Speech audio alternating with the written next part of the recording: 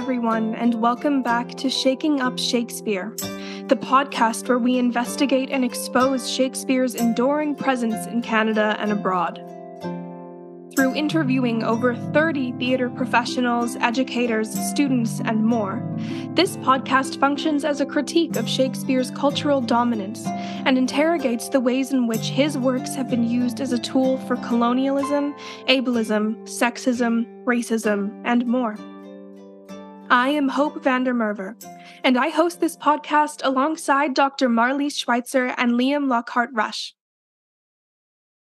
This podcast was written and recorded in Toronto, the traditional territory of the Anishinaabe Nation, the Haudenosaunee Confederacy, the Wendat, and most recently the Mississaugas of the Credit.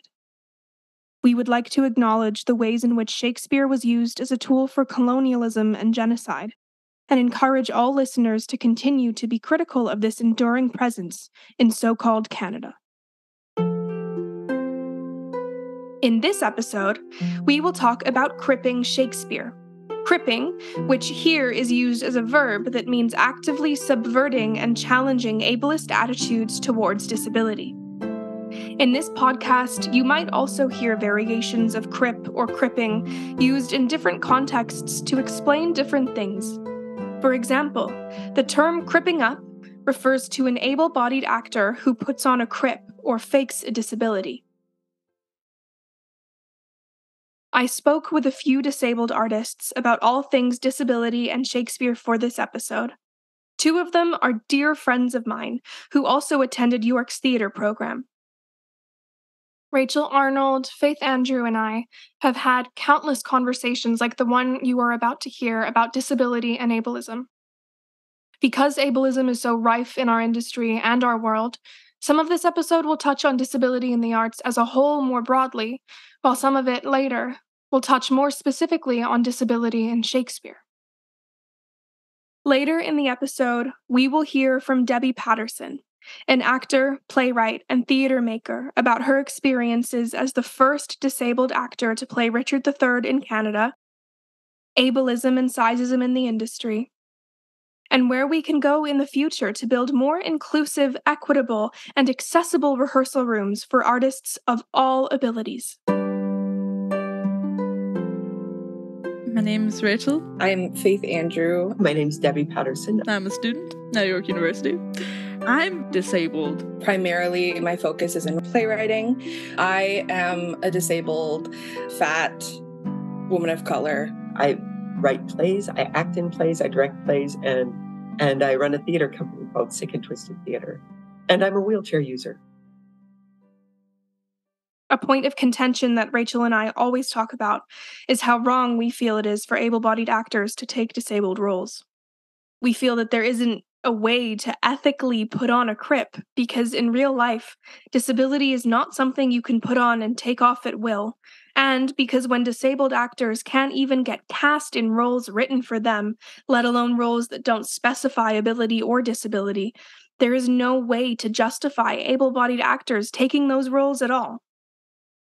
Rachel, a playwright who frequently writes about her experience with disability, talked to me a bit about her discomfort at the thought of an able-bodied actor playing some of the roles she writes, as well as able-bodied actors playing disabled roles more broadly. When I write plays that are based on my unique life experience, I don't really want some able-bodied person playing my characters because that's not what the character's about, bro. And they're not gonna, you can do as much research on disability as you would like, and I encourage you to, but you're not gonna understand what it's like. You're not gonna get what it's like unless you have a certain proximity to it.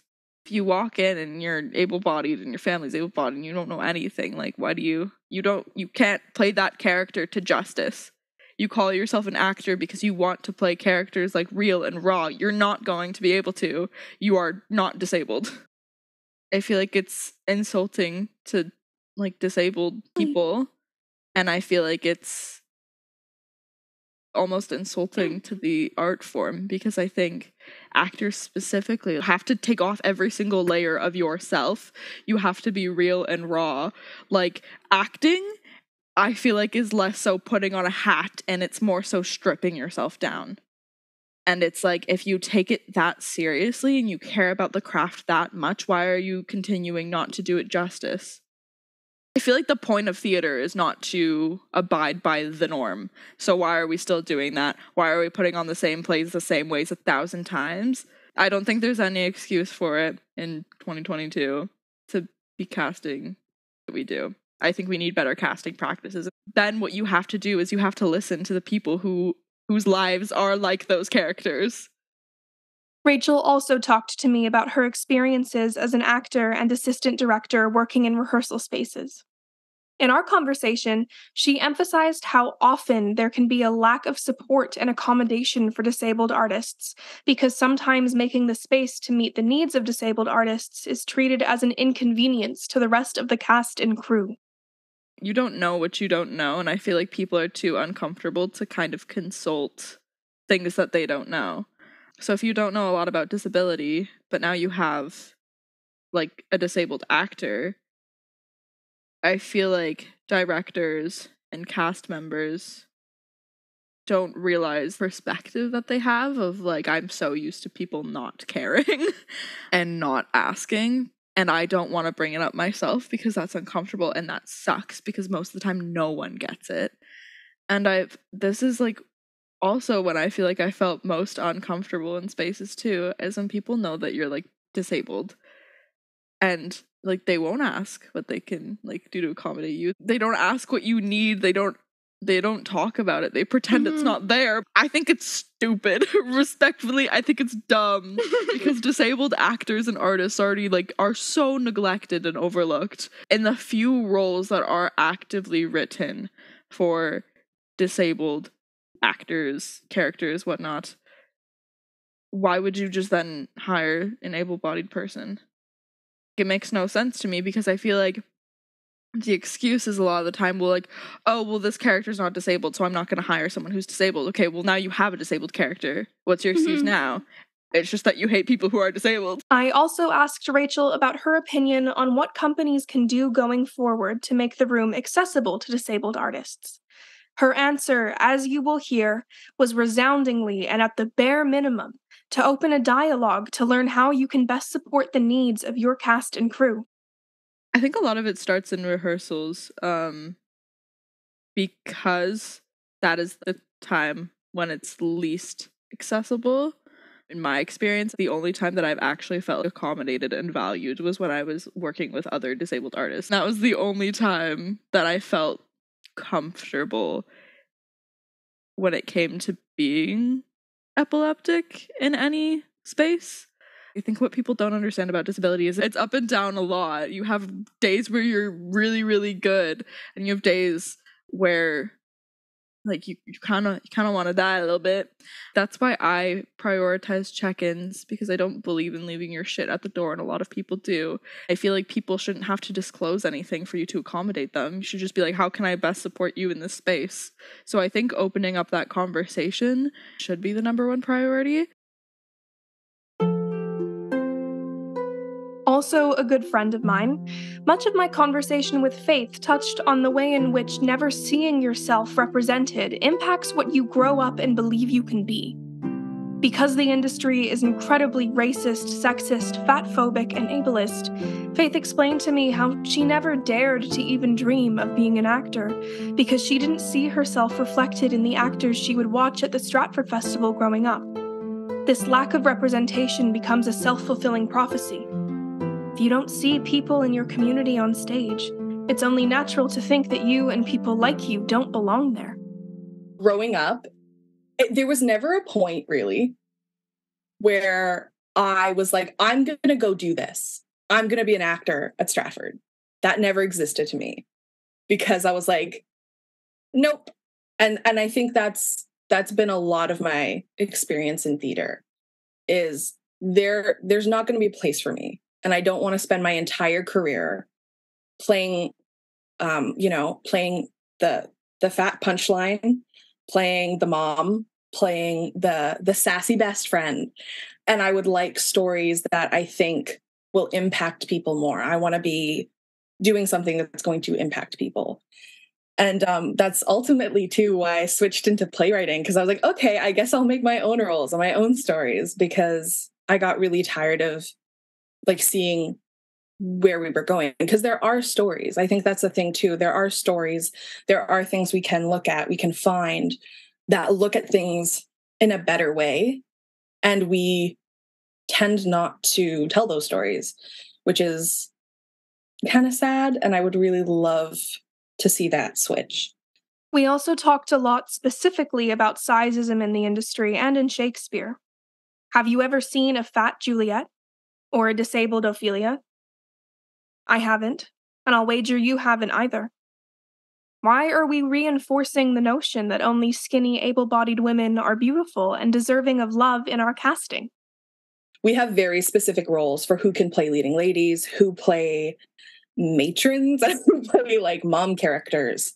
But specifically in Shakespeare, I think it's interesting because I don't think a lot of it has to do with necessarily age, which is what you would think it would be to do with, right? I think a lot of it is to do with look and body type and more focus on that, which I don't think is fair, but I also think is extremely common and accepted in the theater world. So when it's put into Shakespeare as well, I think in general with Shakespeare, because it's so much older, right? We kind of allow ourselves to backtrack a little bit more there, I think, in terms of what we think is more acceptable for body type and different things. It's nice to know that disability is slowly making its way into Shakespeare, because that is not something I have ever seen. I can think of like maybe one or two performances where I've been able to see disabled characters portrayed. And then it's a smaller handful of those that are actually disabled playing those characters. Ultimately, all of those stories, for the most part, once in a blue moon, it's, different. But for the most part, it's told by like an able-bodied person, or it's told by a neurotypical person. And that, we as a society like to see disability, and we like to go, oh, sweetie, honey, baby, poor pitiful little life. I think especially with disability in Shakespeare, it's kind of like the Disney villain thing. And this is a bad person and they're limping. I think that's where like a lot of it stems from, is ultimately people want to be told it's okay, right? People want to see a certain thing. They don't want to be called out in the movie theater, which there's a lot to call out. As someone who's done a lot of stuff on disability and with like fat phobia, I mostly call out my audience. It is not for the able-bodied people in the audience. It is for people who actually want to see an authentic story, and for people who don't get to see themselves represented. And I don't really care who it pisses off.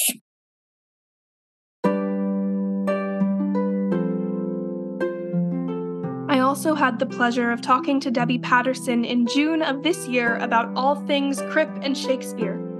Debbie is a Winnipeg playwright, director, and actor who trained at the National Theatre School of Canada. She's a founding member of Shakespeare in the Ruins and a proud advocate for disability justice through her work as founding and current artistic director of Sick and Twisted Theatre. She was honored with the United Nations Platform for Action Committee's 2014 Activist Award and the Winnipeg Arts Council Making a Mark Award in 2017. Thank you so much for joining me here, Debbie. Can you talk to me about Sick and Twisted Theatre? Sick and Twisted is a disability theater company. So we create work through a disability lens. Some of it involves training and development, because so many disabled artists have been denied opportunities to train and are not given the same work opportunities. So we do a lot of skills development, community building among disabled people, disabled artists in Winnipeg. And we produce shows with integrated casts, sort of bigger, more ambitious, with integrated casts, so disabled and non-disabled people working together, but it's always disability-led. So it gives non-disabled actors the opportunity to work within a CRIP space and to get an understanding what it is we're talking about when we talk about cripping the work. You were the first disabled person to play Richard III in Canada back in 2016. Can you talk about what that process was like for you? I'm a founder of a company called Shakespeare in the Ruins that produces Shakespeare plays in outdoors, promenade style, in the ruins of an old monastery. And there's a river nearby, there's like a grotto, there's a field, there's all these areas that we use. We climb trees, we run through the fields. So I stopped performing in Shakespeare in the Ruins at a certain point when I couldn't run through the fields anymore. And then as time progressed, I was like, actually, no, I do want to perform. And so I learned the opening monologue from Richard III. And it just felt so right to say it.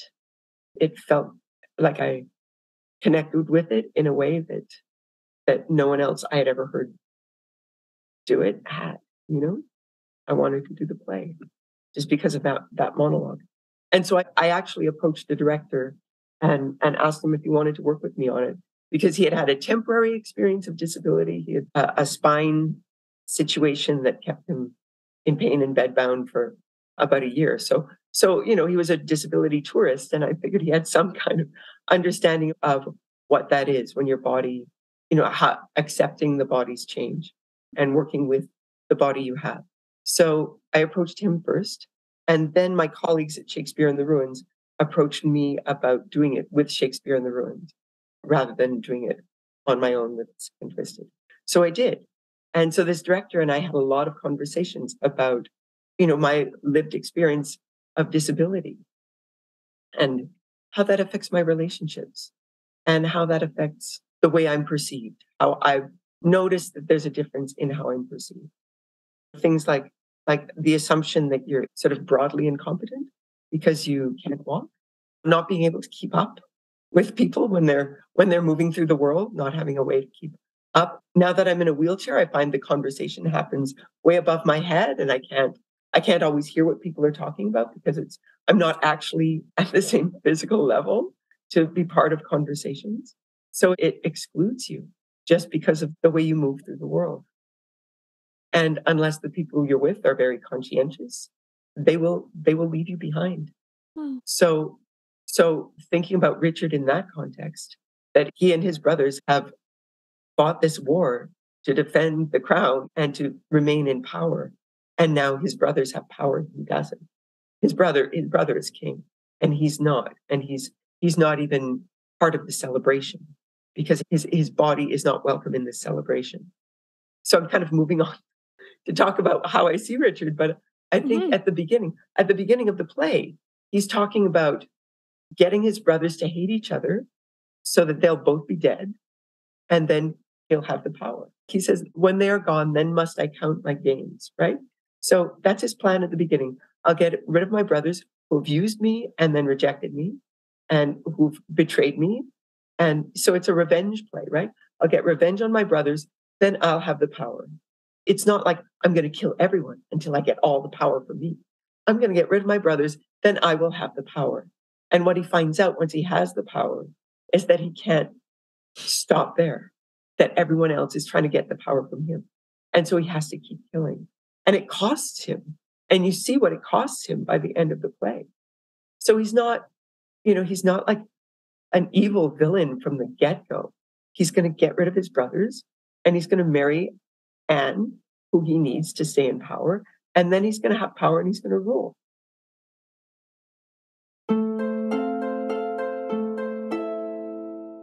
In the summer of 2022, there were several productions of Richard III happening at the same time around the world, one of which took place at the Royal Shakespeare Company in Stratford-upon-Avon in the UK, which featured Arthur Hughes in the title role, making him the first disabled actor to play Richard III at the RSC. I was lucky enough to see this production in July of 2022, and one of the things that struck me most about his performance was how nuanced, quick, charming, and truly funny Richard III was. This differed from other performances I have seen of Richard III, all of which have featured able-bodied actors in the title role. Each of their performances seemed to be more about faking a convincing Cripp, rather than delving into the very complex psyche of the conniving king. One of the other productions of Richard III that took place last summer was here in Ontario. The Stratford Festival also produced the show, instead featuring Colm Feore, an able-bodied actor, in the title role. Debbie was brought on as a disability consultant for this production, and I was curious to know about her experience, especially having performed the role herself several years prior. At first, I was resistant to taking it on because I was worried that I was going to just be like window dressing to make it okay to do what they were doing. You know, if you put my bio in your program, then it's all fine, right? And so I was clear that I wasn't interested in that when Anthony first approached me, and he was very clear that that's not what he wanted, that he wanted to understand the lived experience to bring authenticity to the portrayal of the character and the world the character lives in. So that was great. And he and I had a great relationship through that production. He sent me the cut script and I sent it back to him with lots of notes around where I saw Crippness emerging in the script, even in stage directions or different moments of things that Richard says that spoke to me as a disabled person that might not speak to someone else who doesn't have that lived experience. A lot of the work I had to do was with the other performers because Richard becomes the king through the course of the play. Nobody expects him to become the king at the beginning of the play. They think he's kind of useless, almost like a mascot or a house pet of the family. He has no status. And so that status is endowed by the people around you. And so they had to work to make Richard as low status as possible through the first half of the play so that his rise to power took them all completely by surprise. Now, something that was interesting that I heard from other people who saw the show, or I was interviewed by a journalist, they would ask me about coaching Colm Feore on the physicality that he was using to represent Richard. And they thought that my job as a disability consultant was about helping him fake a Cripp rather than helping him understand the lived experience of disability, which is crazy because that's the one thing I didn't have to do when I played Richard. You know, but like when I was playing Richard, I was like, this is a really hard job. I'm really glad that I'm disabled and I don't have to like layer that on top of everything else I'm doing because that would be really challenging, you know? Like that's the one thing I don't know how to do is fake a Cripp. So why anybody thought that was my job is completely, it's just so ableist, right? Found that very funny. Debbie also talked to me about the utmost importance of representation in the industry because our beliefs and the stories we tell shape our actions, much like what Faith said earlier in this episode.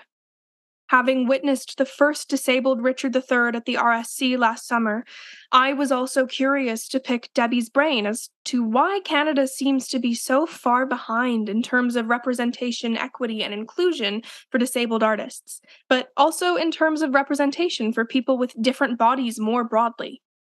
About 6 or 7 years ago, there were gatherings that the National Arts Centre sponsored to address to gatherings of disabled theater artists. And prior to that, I didn't really know any other disabled theater artists. I didn't think it was a thing I could do. You know, when I started to become disabled, I stopped performing because I thought I couldn't do it. You know, all my training at theater school was very, very physical, right? And I thought that I needed complete control of my instrument in order to be an actor. And it was a long process to figure out that was not actually the case, you know? We're moving towards it at our own pace right now. It's getting better all the time. I don't know why Canada is so far behind other countries in terms of representation.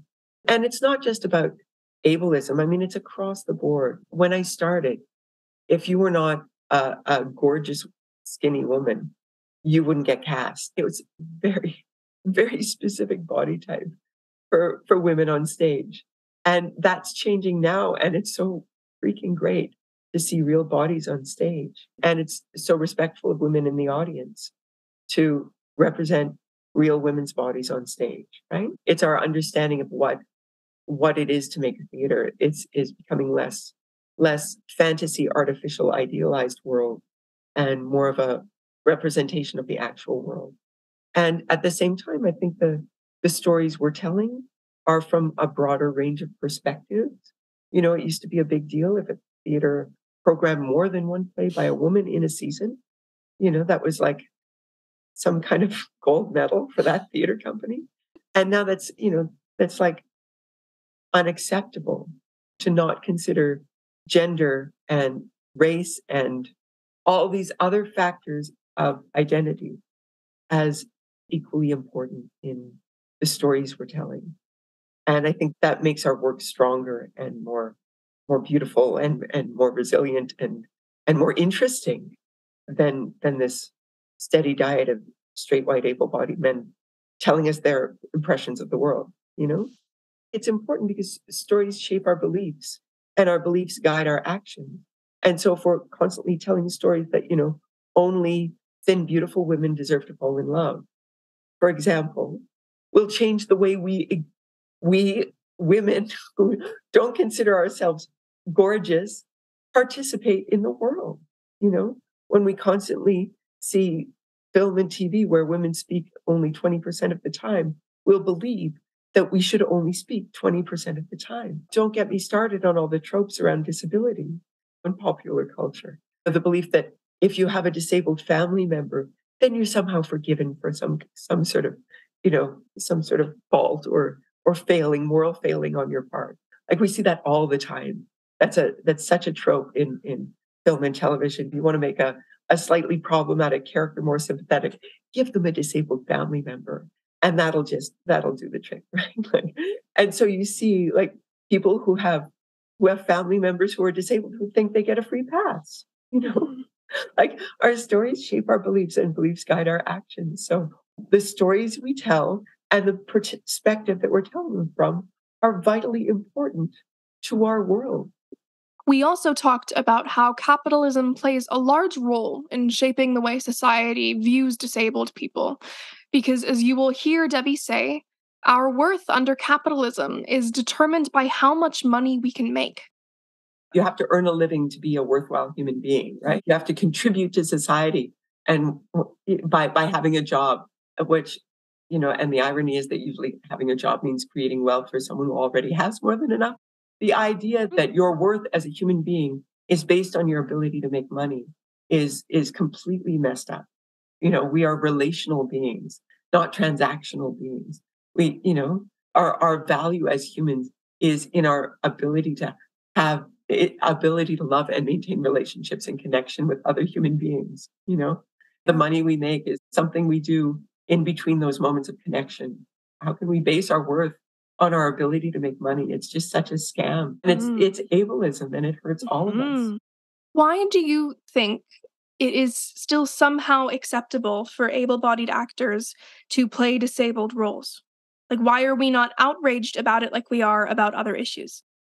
Disabled people have been denied opportunities to train and develop. So it's hard to find disabled actors who have the training and the skills to do the role. And fair enough, it's true, it's hard to find them. So what are you doing about that is the first question, right? And then there's a belief that if you are disabled, you are sort of empirically inferior, rather than, we understand that sexism is wrong, that men and women are equal, that racism is wrong, all races are equal. But with disability, you actually can't do stuff. So you're actually not as good, right? And I know there are things I can do that most bipeds can't. There are things I can do that lots of bipeds can't, that have nothing to do with disability. They're just like, I just have other skills. And because you don't have those skills, does that mean you're empirically inferior to me? We all have our gifts. We all bring our gifts, but there's this belief that because you're disabled, you are, that it's a justifiable bigotry, So there's that enduring problem of people thinking that disability is inferior. And I blame capitalism on that one big time. And then the other thing, the reason we celebrate actors who crip up or or women who make themselves ugly is again ableism, that you have the courage to present yourself in a less than perfect way in front of people. You are so courageous for playing that role where you gained 30 pounds to do it, and for us all to see you being so horrible and so repulsive. And that is courageous as an actor. And that is entirely rooted in ableism. That idea that allowing yourself to be repulsive is courageous. But it's a safe admiration because we know they're actually pinnacles of beauty. That we know these actors are actually able-bodied and gorgeous. So it's okay if they be courageous and show themselves as ugly, because it's not actually true. How can we continue to make the space accessible to disabled artists in the rehearsal room? Like, what would you say to other artists? Working with disabled people can be scary because you don't know what you're allowed to ask. You don't know what you're allowed to do. So you're going to make mistakes, right? And you're probably going to say the wrong thing at some point. And that's okay, right? Like it's okay to get it wrong. It's okay to sort of fuck up, and you just have to own it, And so much of my experience of Crip is about being in a space that doesn't quite work and things fuck up. And so I have to step back, figure out another way and try again. Right. And so if you want to work with disabled people, just rest assured that we know what that process is. We understand that you'll try something, it'll fuck up. So we'll step back and try again. And we're with you. We're with you on that journey. It's okay to recognize that disabled people have been denied opportunities to train and develop, and to make that part of your process. It's okay to recognize that with consent, that there can be some coaching or some support for disabled artists to be part of a production, to make sure that they are able to participate fully, right? That's totally okay. It's okay to look at disabled bodies. I know we're afraid because we're told not to stare. We're told that the freak show is offensive, but it's okay to look at disabled bodies, just like it's okay to look at any other bodies. You can put these bodies on stage and it's not offensive.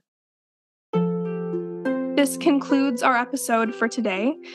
Thank you so much for listening, and I hope you have gained as much valuable insight from hearing these artists speak as I have from talking to them. As Rachel, Faith, and Debbie have all articulated, it is incredibly important to turn our gaze to disabled works and invest in disabled artists so we can build a future where Cripping Shakespeare and witnessing disabled actors on stage is celebrated, and where rehearsal halls are accessible to all artists.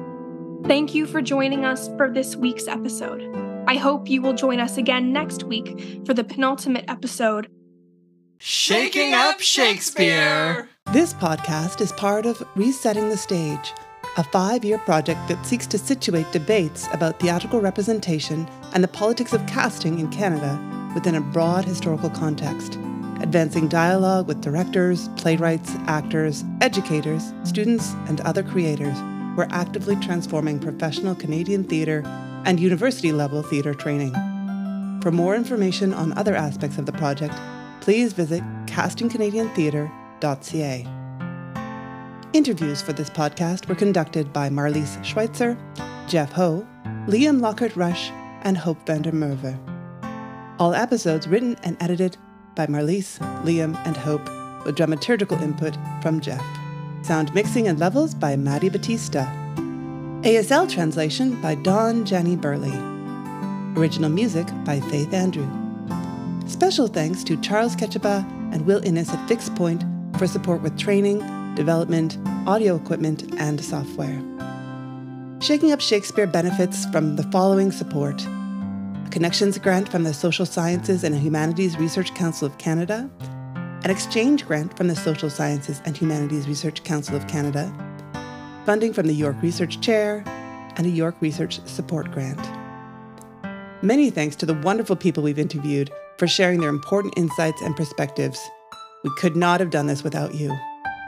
Special thanks to our early collaborator, Why Not Theatre. And at York University, thanks to Dean Sarah Beijing, Mary Pecchia, Amy Mitchell, and many colleagues, students, and friends. Thanks for listening to Shaking Up Shakespeare.